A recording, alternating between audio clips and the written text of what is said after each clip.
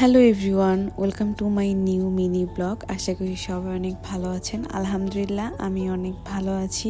আমাদের উচিত ঢাকার দিকে একটা বাড়ি ভাড়া নিয়ে থাকা। যে পরিমাণ গাড়ি ভাড়া যায় প্রতিদিন বা একদিন পর পর ঢাকায় আসা যাওয়া আপ ডাউনে, সেই টাকা দিয়ে আসলে একটা বাড়ি ভাড়া নেওয়াই যায়। কিন্তু কি আর করার, নিজের বাড়ি নিজের এলাকা ছেড়ে আসলে দূরে থাকার কোনো আনন্দ নেই। যার কারণে এরকম কষ্ট করে প্রতিদিন বা একদিন পর পর 2-3 দিন পর পর এরকম মাসে যে কতবার আপ ডাউন করা হয়। আর আমি যেহেতু বাসে ওইভাবে ট্রাভেল করতে পারি না, যার কারণে একটু এই মেট্রোতে, অটোতে, সিএনজিতে এইভাবেই সবসময় ট্রাভেল করতে হয়, যার কারণে গাড়ি ভাড়াটা অনেক বেশি যায়। আমাদের কাজকর্ম শেষ দিয়ে আমরা বসুন্ধরা সিটিতে এসেছিলাম আমার ফোনটা সেল করে নতুন একটা ফোন কিনবো। সেই ব্যাপারে আসলে কত কি কেমনে সেল করা যায় সেটা জানার জন্য দেন এই যে গোল্ডের দিকে আমার চোখ গেল, যেগুলো কেনার মতন অ্যাবিলিটি আমার নাই। আল্লাহ যেদিন দিবে সেদিন অবশ্যই কিনবো। ফোন দেখতে গেলে আর ফোনের দোকানে গেলে আসলে অনেক টাইম লাগে। দেন আমি বললাম আগে আমি খেয়ে নিই, আমার অনেক বেশি ক্ষুধা লাগছে। খিদা লাগলে আমার মাথা আসলে কাজ করে না আর মেজাজও ঠিক থাকে না। দেন আমরা দুইজন এখানে সেট মেনু অর্ডার করেছিলাম আর সেট মেনু অনেক বেশি মজা ছিল, মানে অনেক বেশি ভালো লেগেছে খেতে, যেহেতু অনেক ক্ষুধা ছিল পেটে। আর এই যে জামাই মানে যেখানেই যাক না কেন ফোন নিয়ে সে ব্যস্ত থাকে, যেটা আমার একদমই পছন্দ না। কিন্তু কিছু করার নাই, হাজার ঝগড়ার পরেও এই ফোন তো থাকবেই, মানে মাঝখানে কাবাব মে হাড্ডি।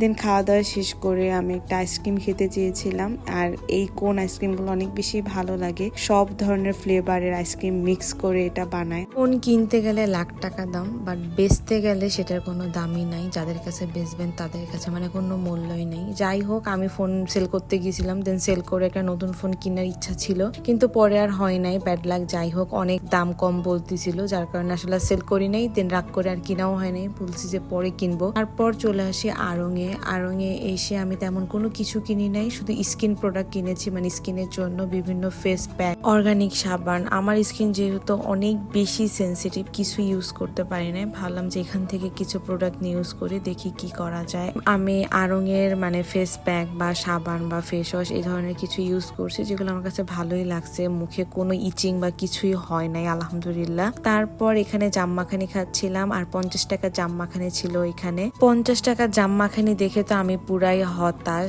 আজকে এই ভিডিও এই পর্যন্ত। সবাই ভালো থাকবেন এবং ভালো থাকলে লাইক, কমেন্ট, শেয়ার করবেন। আল্লাহ হাফিজ।